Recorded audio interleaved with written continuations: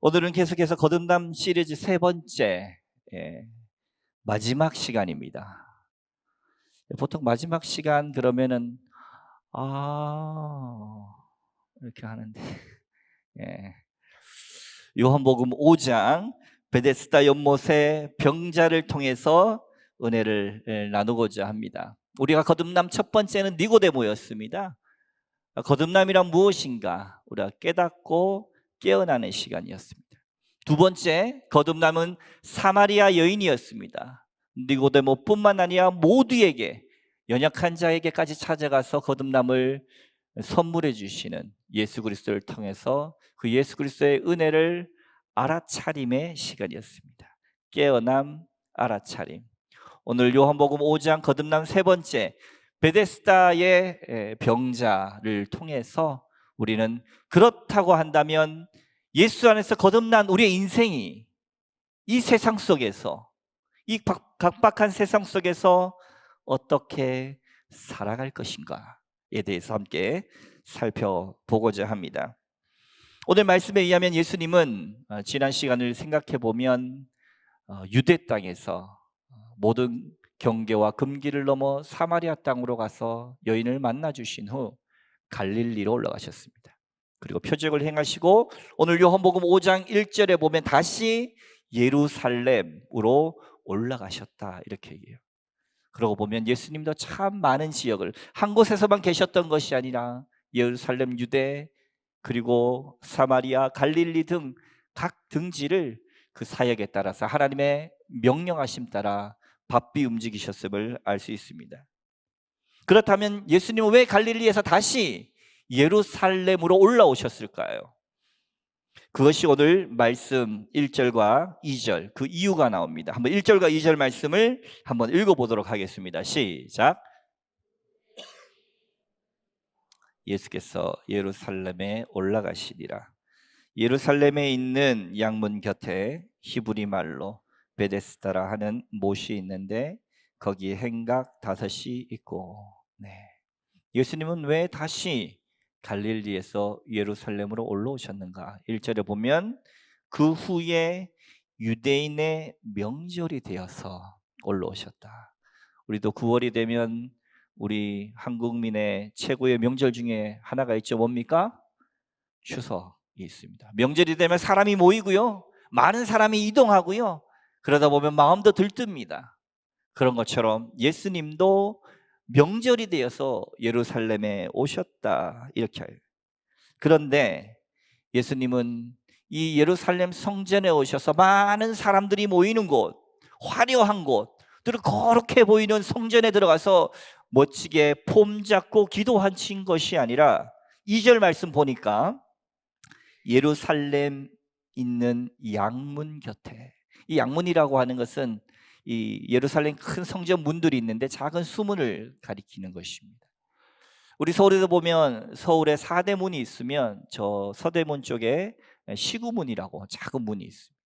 그게 뭐냐면 시신을 드나들게 했던 작은 문입니다. 여기서 말하는 양문도 아주 작은 문입니다. 다른 말로 하면 그 예루살렘에서 제사 지낼 때, 성전에서 제사 지낼 때 양들이 드나드는 곳, 그 양문입니다. 그 곁에 히브리 말로 베데스다라 하는 연못에 가셨다. 사람들이 모이는 곳, 집중되는 곳, 화려한 곳, 거룩해 보이는 곳 아니라 양문 곁 베데스다 연못. 이곳에 왜 가셨을까요? 여러분, 베데스다라는 말 많이 들어보셨을까요? 제가 보니까 베데스다 병원도 있고요, 베데스다 한의원도 있더라고요. 이 베데스다의 뜻이 뭐냐 하면 히브리 말로 베트와 헤세드가 합쳐진 말입니다. 이 베트는 집을 뜻합니다. 집. 그래서 벳엘 하면 뭡니까? 엘이 하나님의 집이다. 베들레헴 하면 뭡니까? 어떤 분이 배를 이렇게 하시는데 베들레헴 아니고 베트집, 떡집이다, 빵집이다, 이것을 뜻하죠. 베트와 그 다음에 헤세드가 합쳐졌죠. 헤세드는 하나님의 속성을 나타냅니다. 하나님의 인애, 사랑, 자비, 은혜, 이런 속성을 헤세드다 이렇게 이야기합니다. 그래서 벳 헤세드, 합쳐서 베데스다. 우리말로 하면 은혜의 벳 집이다라는 뜻입니다. 그러니까 은혜의 집이 베데스다 연못이다 할 수가 있겠습니다. 이 연못은 이 예루살렘 성전이 높은 곳에 있기 때문에 물이 귀하거든요. 이 기은 샘물 깊은 곳까지 파서 끌어올립니다. 그래서 만든 인공 연못입니다. 크기는 대략 역사학자들에 의하면 100m, 세로 60m 정도로 이루어진, 그래도 조금 규모가 있는 연못입니다. 비가 오면 빗물을 받기도 합니다. 그런데 이렇게 물이 많은 곳에는 옛날부터 사람들이 행각 같은 것을 지어놓고 병자들이 모여 치유되기를 기다리도록 하는 공간을 만들어 지곤 했습니다. 오늘 말씀 2절에도 베데스다에는 이런 행각이 몇 개 있었다 그러죠? 행각이 5개. 별이 5개가 아니라 행각이 5개가 그 베데스다 연못 곳곳에 있었고, 그 5곳에는 병자들이 모여서 그곳에서 본인이 치유되기를 기다리는 곳이었다라고 하는 것입니다. 그것이 은혜의 집 베데스다 연못입니다. 그런데 이곳에는 다음과 같은 전설 따라 삼천리 같은 이야기가 내려왔습니다. 우리 3절부터 5절까지 말씀 함께 봉독해 보도록 하겠습니다. 시작. 맹인, 다리 저는 사람, 혈기 마른 사람들이 누워 물의 움직임을 기다리니, 이는 천사가 가끔 못에 내려와 물을 움직이게 하는데, 움직인 후에 먼저 들어가는 자는 어떤 병에 걸렸든지 낫게 되밀어라. 거기 38해 된 병자가 있더라. 3절에 보면 세 종류의 병자가 나오죠. 맹인, 우리는 요즘 맹인이라 부르지 않고 뭐라고 부릅니까? 시각장애인. 그리고 다리 저는 사람, 그리고 혈기 마른 사람. 이 혈기 마른 사람은 다른 말로 중풍병자, 이렇게 볼 수 있습니다. 이 세 종류의 사람들의 공통점이 뭔 것 같습니까? 이 사람들이 누워 있었다 그랬는데, 이 사람들의 공통점은 다른 사람의 도움이 없이는 다니기 어려운 사람입니다. 누군가의 도움이 필요했던 그 사람들이 바로 이런 병자들이었습니다. 그렇기 때문에 아마도 당시 이 베데스다 연못가에는 이러한 병자들이 행각 5곳에 빽빽히 몰려서 있었을 것입니다. 여러분, 그 장면을 한번 상상해 보십시오. 병자들이 함께 모여서 연못 근처에서 많이 모여 있는 장소, 누가 가고 싶어 하겠습니까? 그리고 그곳의 냄새는 어땠을 것 같습니까? 병자들이 모여서 고름이 터져 나오기도 한 그 자리에 가면 쾌쾌한 냄새 때문에라도 사람들은 근처에 가려고도 하지 않았을 것입니다. 오랜 병자들, 오늘 말씀에는 38년 된 병자도 있었습니다. 나이가 38살이 아니라 병을 앓은 지 38살이니 한참 나이는 그 이상이 되겠죠. 그 오랜 시간 그 행각에 앉아있는 행색이 남루한 사람이 마치 마약 중독자처럼 멍하니 저 하늘에서 언제 천사가 내려오나, 언제 저 연못이 동하여서 내가 들어가 나을 수나 있으려나 38년간을 그곳에 버티고 어쩌면 서 있는 것입니다. 그러니까 한마디로 하면 베데스다 이 연못가는 당시 사람들은 별로 가고 싶어 하지 않았던 곳, 냄새나는 곳, 은혜롭지 않은 곳인데 이름은 뭐라고요? 베데스다, 은혜의 집이. 이게 아이러니입니다. 이게 아이러니예요. 그런데 우리 예수님께서는 예루살렘에 오셔서 저 화려한 곳, 거룩해 보이는 성전 안으로 들어가신 것이 아니라 어디로 오셨다고요? 이 냄새나는 곳, 고통의 현장부터 오신 줄로 여러분 믿으시기 바랍니다. 우리 인생이 그렇지 않습니까? 우리 인생도 이 세상을 살아가다 보면 상처받고 마음 찢기고 내 마음 한켠 내줄 곳 없어 혼자 외로이 눈물 흘리는 그 고통의 현장 속에 주님이 보시고 아시고 여러분을 만나러 오시는 줄 믿으시기 바랍니다. 그런데 오늘의 이 주인공 38년 된 병자가 처한 현실은요, 절망이 이것만이 아닙니다. 이것보다 더 큰 현실의 어려움이 그의 앞에 기다리고 있었어요. 그게 뭐냐? 4절 한 번 더 읽어보겠습니다. 4절입니다. 시작. 물을 움직이게 하는데 움직인 후에 먼저 들어가는 자는 어떤 병에 걸렸든지 낫게 됨이라. 하면 멈춰주시고, 지금 있는 4절 말씀 중에 여러분들 눈에 가장 와닿는 문구는 어떤 것들이 있을까요? 여러 가지가 있겠지만 뭐라고요? 낫게 됨이로라. 맞아요. 어떤 병에 걸렸든지 낫는데요. 근데 이 환자 왜 안 낫고 있죠? 38년간? 제가 주목한 단어는 그 앞에 있었습니다. 뭡니까? 먼저 들어가는 자. 먼저 들어가는 자. 이것은 열린 듯 닫혀있는 오늘날 세상의 모습과 똑같습니다. 사랑하는 성도 여러분, 이것은 마치 오늘날 우리가 경험하고 있는 이 사회 체제의 모습과 비슷해 보이지 않습니까? 아니, 똑같아 보이지 않습니까? 선착순입니다. 먼저 들어가는 자, 그가 치유받는다. 먼저 들어가는 자, 그가 성공한다. 1등 해야 합니다. 저는 이것을 보면서 오늘날 우리가 살고 있는 미국식 이 신자유주의 경제체제 안에서 무한경쟁, 약육강식, 적자생존, 강한 자만이 살아남는 이 세상의 논리가 이 베데스다, 은혜의 집이라고 하는 이 베데스다 연못도 고스란히 적용되고 있구나 라고 하는 것을 저는 지울 수가 없었습니다. 그래서 사람들은 어떻게든 먼저 들어가야만 합니다. 먼저 들어가기 위해서 필요하면 어떡합니까? 권력도 갖다 쓰고 돈도 쓰고 연줄도 대고 백도 쓰고 인맥까지 총동원하여서 내가 저놈을 제치고 들어가야 한다.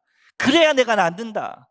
내가 성공한다 라고 하는 생각에 사로잡혀 있습니다. 이 경쟁이 내면화되면 여러분 어떻게 되는지 아십니까? 옆 사람이 사람으로 보이지 않습니다. 사람으로 보이지 않아요.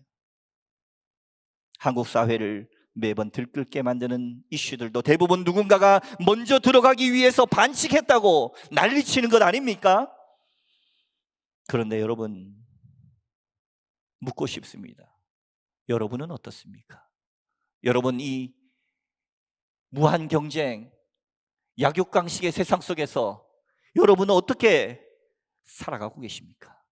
오늘 거듭남 3번째, 어떻게 살아갈 것인가? 우리의 거듭난 인생인데 이 거듭남의 인생을 우리가 어떻게 살아낼 것인가? 여러분의 질문하게 되는 것입니다. 제가 참 좋아하는 책이 한 권 있습니다. 그것은 헬레네 노르베리 호지라고 하는 여성 언어학자가 지은 오래된 미래라고 하는 책입니다. 여러분, 혹시 책 읽을 시간이 있고 무슨 책을 읽을까 고민하는 분이 계시다면 이 책을 한번 꼭 읽어보시기 바랍니다. 책 이름이 뭐라고요? 오래된 미래. 헬레네 노르베리 호지라고 하는 이 언어학자가 티벳에 있는 라다크라고 하는 마을에 가서 수십 년간 살면서 실제로 경험한 이야기입니다. 라다크라고 하는 그 마을은 아주 전통사회였어요. 자연 친화적으로 살아갔습니다. 공동체가 살아있었어요. 관계가 아주 좋았습니다. 그래서 이 옷이 해지면 기워 입어도 내가 가난하다 느끼지 못했어요. 왜? 다 그렇게 살아가니까. 다 함께. 그리고 이 동물의 똥을 가지고 땔감을 쓰면서 서로 힘든 일이 있으면 돕고 어려운 일이 있으면 위로하면서 공동체가 살아있는 그곳에서 라다크 마을은 전통사회를 이루며 아름답게 살아가고 있었습니다. 그런데 어느 날 그 마을에 문제가 생겼어요. 뭐냐 하면 그 마을에 미국 대사관이 있었습니다. 그러다 보니까 많은 관광객들이 찾아와서 그 사람들의 전통적인 모습을 보며 사진기 셔터를 눌러대고 돈을 펑펑 써대기 시작합니다. 그러자 라다크 사람들의 마음 가운데는 외부의 그런 문화 때문에 내가 열등한가 하면서 처음으로 열등감을 느끼기 시작합니다. 그전에는 전혀 그렇지 않았는데, 그러고 나서 이 사람들이 이 미국 대사관에서 헐리우드의 영화를 이 사람들 마을 사람들이 막 보여주는 높은 빌딩과 화려한 장소와 나르는 비행기와 멋진 도시의 모습들을 이 라다크 사람들에게 보여주니까 이 사람들도 야, 우리도 한번 저렇게 살아보자. 우리도 한번 저렇게 잘 살아보자. 잘 살아보세. 우리도 예전에 했죠. 뭡니까? 새마을운동. 새마을운동을 한 거예요. 열심히. 그래서 우리도 한번 저 미국의 신자유주의 경제체계에 편입해서 무한경쟁 약육강식의 세상으로 들어가 내가 함께 살아가는 이웃을 짓밟더라도 저렇게 열등감에서부터 자유로워져야지, 내가 느끼고 있는 가난에서 이제 부유해져야지 하고 최선을 다해서 사람들이 애쓰고 노력했습니다. 그래서 그 결과가 어떻게 된지 아십니까? 그 나라의 GNP, 그 나라의 GDP는 아주 높게 성장했어요. 예전과 비해서 잘 살게 됐습니다. 그런데 비극적인 것은 뭔지 아십니까? 그 사람들의 행복 지수는 월등히 떨어졌다는 거예요. 뿐만 아닙니다. 그 사람들의 자살률 또한 월등히 올라갔습니다. 경제적으로는 부유하게 됐는데, 잘 살게 됐는데 어떻게 살아야 하는지를 잃어버린 거예요. 베데스다 연못에 모인 병자들이 그러하지 않았습니까? 이 경쟁에서 이겨야만 살아남는 이곳에서 내 옆 사람은 이웃이 아닙니다. 경쟁자입니다. 원수입니다. 그런 세상 속에서 살아가는 이들의 마음에 승자는 누구고 패자는 누구겠습니까? 모두가 다 외로움 가운데 있습니다. 그것이 바로 우리의 현실과 똑 닮았지 않았습니까? 그래서 저는 여러분에게 도전하는 것입니다.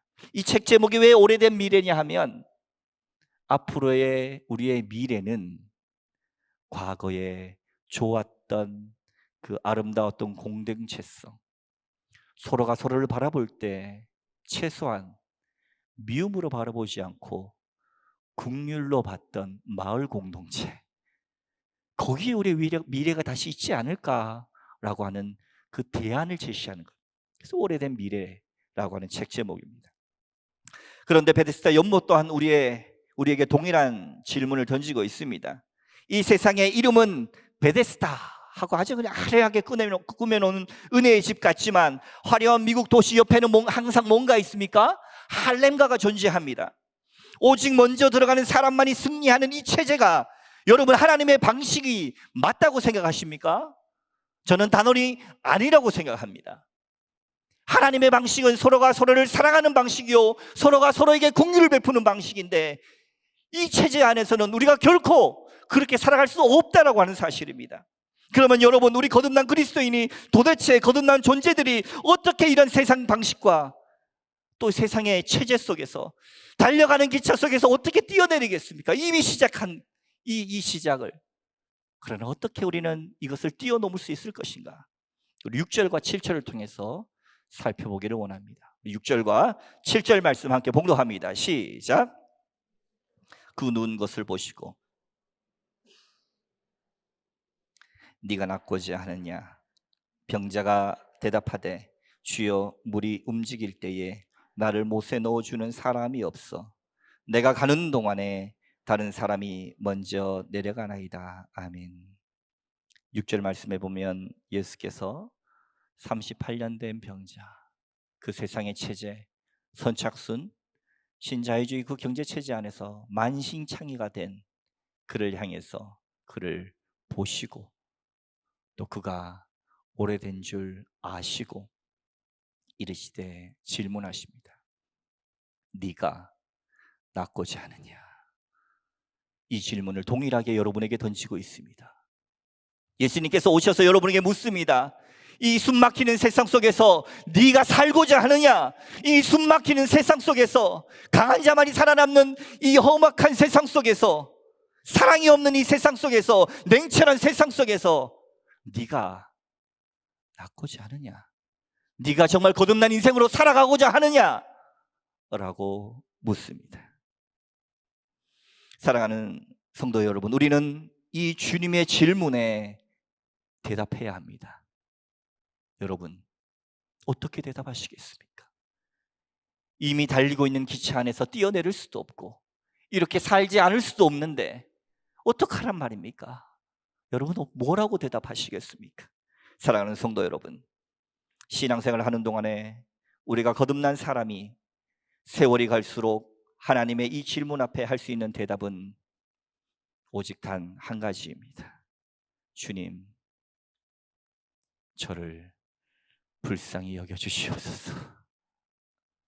오르신 분은 하나님 한 분밖에 없습니다. 저는 부족한 사람입니다. 지금 세상 사는 사람들을 보면 속은 다 병자처럼 문드러져 있지만 겉은 화려해요. 인스타그램에 촥 하고 올립니다.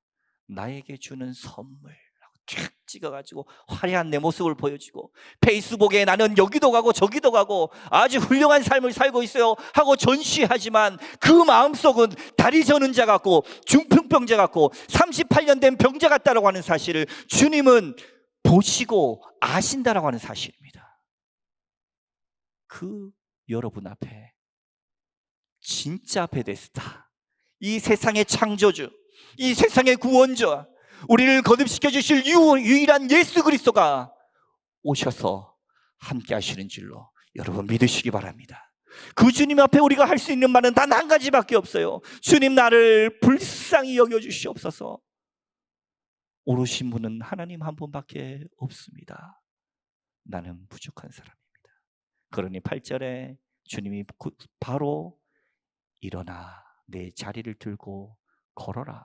이 걸어라고 하는 말은 돌아다니라는 말이에요. 돌아다니라는 말이에요. 네가 낫고자 하느냐, 바로 내 자리를 들고 걸어라. 그러니까 9절에 걸었더라. 하나님의 말씀의 선포와 말씀의 실행이 조금의 틈도 없이 이루어졌음을 여러분 믿으시기 바랍니다. 하나님의 말씀을 믿는 자, 오늘 성가대 찬양처럼 그 말씀에 생명을 거는 자, 그 말씀을 따라 순종하는 자에게는 반드시 하나님의 기적의 역사가 일어나는 줄 여러분 믿으시기 바랍니다. 내가 신앙하지 않기 때문에, 내가 일어서지 않기 때문에, 여러분 신앙은 일어섬입니다. 돌이킴입니다. 새롭게 됨입니다. 세상은 여러분들을 옥죄서 죽이려고 하지만 주님은 긍휼의 눈으로 네가 낫고자 하느냐, 여러분을 보시고 아시며 일어나 걸어라. 긍휼로 여러분의 마음을 어루만져 주십니다. 그 주님의 깊은 여러분의 고통까지도 보시고 아시는 예수님께서 깊이 여러분과 함께 하시기를 주님의 이름으로 축원합니다. 마지막으로 제가 존경하는 한 분을 소개하고 오늘 설교를 마무리하고자 합니다. 제가 가끔씩 이야기한 적이 있는데 2000년도에 계속해서 성직의 길을 걸어가시다가 2000년도에 환속을 했어요. 성직을 내려놓고 200만 원 가지고 저 동인천역에 가서 민들레 국수집을 오픈합니다. 그곳에 있는 노숙자분들을 돕기 위해서. 처음에는 국수를 대접하다가 그 아름다운 소식이 계속 전해지면서 지금은 이름은 민들레 국수집인데 국수가 없어요. 밥을 대접하고 있습니다. 근데 이분의 철칙이 있습니다. 뭐냐 하면, 보통은 우리가 노숙자 급식소에 가면 사람들이 줄을 쫙 서지 않습니까? 근데 이 서영남 씨는 이 뷔페에 있는 밥을 다 떠다가 오시면 우리 노숙자분이 앉으시면 그분은 노숙자분들을 VIP라고 부릅니다. VIP가 오면 가서 공손하게 두 손으로 대접합니다. 왠지 아십니까? 이 노숙자분들은 배도 고프지만 배보다 더 고픈 게 있다는 거예요. 그게 뭔지 아세요? 사람 대접이 고픈 겁니다. 사람을 대접하는 거예요. 사람 대접하는 거예요. 이분이 시간 날 때마다 하는 일이 있었는데 그게 뭐냐면 장기 복역수, 무기징역이라든지 이런 장기 복역수를 일면식도 없는 분들을 찾아가서 영치금도 넣어주고 공부하면 책도 사드리고 먹을 것도 넣어드리고 속옷도 넣어드리고 그런 일들을 항상 해왔습니다. 그런데 어느 교도소에 복역 중인 장기수가 있었는데 그분을 10년 동안이나 영치금도 넣어드리고 속옷도 넣어드리고 먹을 것도 사드리고 이렇게 나올 때는 위로의 말씀도 전했는데 이분이 10년이 지나도록 돌아오는 이 서영남 씨에게 단 한 번도 잘 가라고 인사를 한 적이 없어요. 마음이 아주 돌같이 굳어 있습니다. 그런데 비가 오는 어느 날 태풍이 지나가고 나서 비가 한참을 오는데 그곳에서 똑같이 그날도 필요에 따라 물건과 영치금을 넣어주고 따스한 말을 건네고 돌아서는 서영남 씨.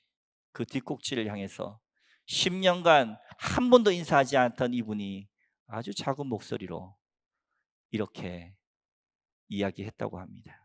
서영남 씨에게, 선생님 안녕히 가시러요. 청명하게. 근데 이 서영남 씨가 마음이 너무 기쁜 거예요. 너무 기쁜 거예요. 10년 만에. 근데 저는 10년 만에 이렇게 표현했지만 서영남 씨는 이 사건을 뭐라고 표현한 줄 아십니까? 이야, 이 사람 겨우 10년 만에 변했다. 이렇게. 겨우 10년 만에. 사람이 변하는 게 쉽습니까? 예수님이 38년 된 병자를 향하여 네가 낫고자 하느냐 보시고 아신 그 마음은 긍휼의 마음입니다. 서영남 씨가 이 어려운 이웃을 향한 마음은 야, 겨우 10년 만이야. 내가 20년도 30년도 기다리려고 했는데 주님이 여러분을 향해 그렇게 바라보고 계십니다. 괜찮아. 힘들고 어려운 세상, 넘어지고 자빠지고 경쟁 세상 속에서 이겨도 진 거고 저도 진 거고 승자가 없는 이 세상 속에 괜찮아. 나는 그래도 너를 사랑한다. 이 긍휼의 마음으로, 그 십자가의 사랑으로 오늘도 여러분들 주님은 바라보고 계십니다. 그 마음으로 오늘 한 주간 살아가면서 나도 내 주변에 있는 사람, 고통 가운데 실패 가운데 젖어 있는 사람을 그냥 두지 마시고 찾아가 북돋아 주시기 바랍니다. 오늘 이 한 주 내 주변에 그 사람 찾아가 식사도 대접하고 선물도 해주고 격려도 해주시기 바랍니다. 아픈 마음 건드리지 않고 그냥 밥 먹고 싶어서 왔어 하고 받은 그 사랑, 그렇게 아름다운 긍휼로 살아내신다면 오늘 마지막 거듭남 세 번째 거듭남에 살아가기는 바로 이 긍휼의 인생으로 다 살아내시는 여러분 다 되시기를 주님의 이름으로 축원합니다. 찬양합시다. 주의 보좌로 나갈 때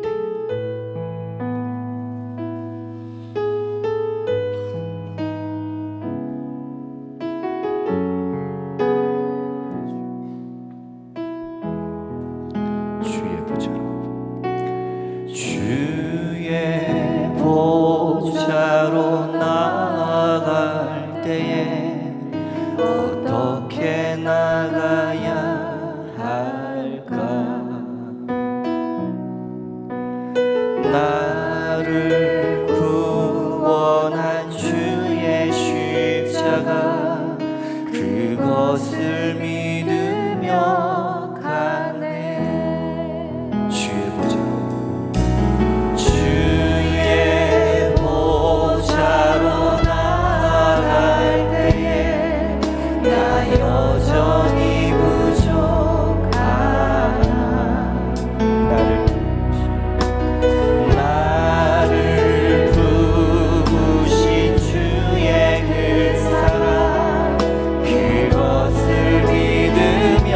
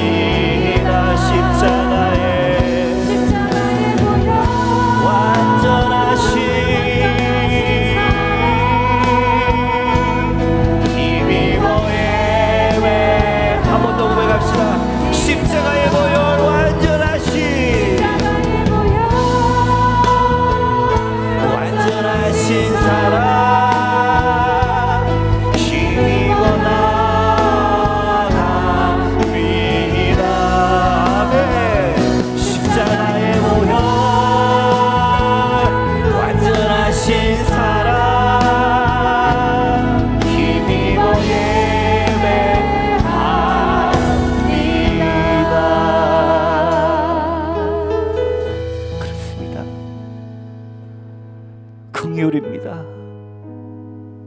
주님의 사랑도 긍휼이고 이 은혜의 집도 긍휼입니다. 이곳에 나와 다 무너지고 다 실패하고 모두가 다 패배자인 세상 속에서 우리가 사랑으로 긍휼로 회복하는 하나님의 나라 백성 다 되기로, 거듭난 백성 되도록 네가 낳고자 하느냐는 그 말씀에 이제 순종하며 일어나 걸어갈 수 있는 신앙이 다 될 수 있도록 주여 믿음으로 생명으로 순종하며 나가는 우리 인생 되게 하여 주시옵소서. 주의 이름을 간절히 한번 외치시고 통성으로 함께 기도하겠습니다. 주여,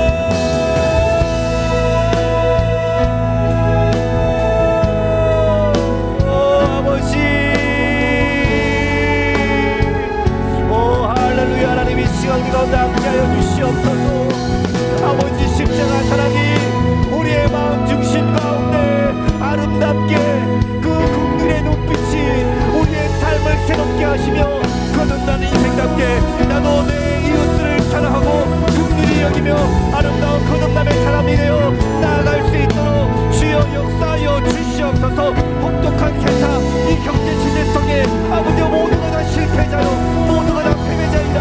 아버지 내릴 수 없어서 이 달리는 기체 가운데 뛰어내릴 수 없어. 아버지 서 있는 우리 가운데 네가 낳고자 하느냐 하신 하나님의 말씀의 질문 가운데 우리에게 거듭남의 인생, 새로운 세상, 새로운 가치, 새로운 대학 사회를 통하여 우리가 공동체가 회복되어지게 하여 주시옵시고 하나님의 놀라운 사울 그 크신 은혜가 우리 가운데 새롭게 일어날 수 있도록 하나님 역사하여 주시옵소서. 모든 영광 주님께 올려오는 결단을 모든 신병들마다 하나님 역사하여 주옵소서. 아버지여 동행하여 주시옵소서. 주님을 찬양합니다. 할렐루야. 주님을 높여드립니다. 주여 영광 받아 주시옵소서.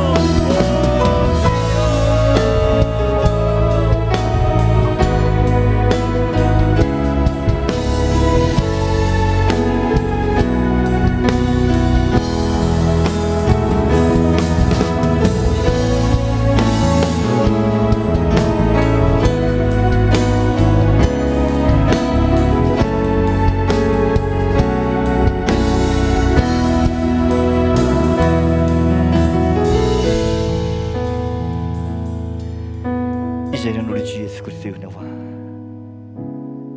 하나님의 극진하신 사랑과 성령님의 감화 감동 교통 충만하심이 긍휼로 세상을 변화시키시며 긍휼의 세상을 만드시며 긍휼로 살아가게 하시는 거듭남의 인생을 작정하고 이제 다시금 세상으로 향하여 이 시간 고개 숙인 모든 하나님의 백성 가운데 한 사람 빠짐없이 지금으로부터 영원토록 함께하옵시기를 간절히 축원하옵나이다. 아멘.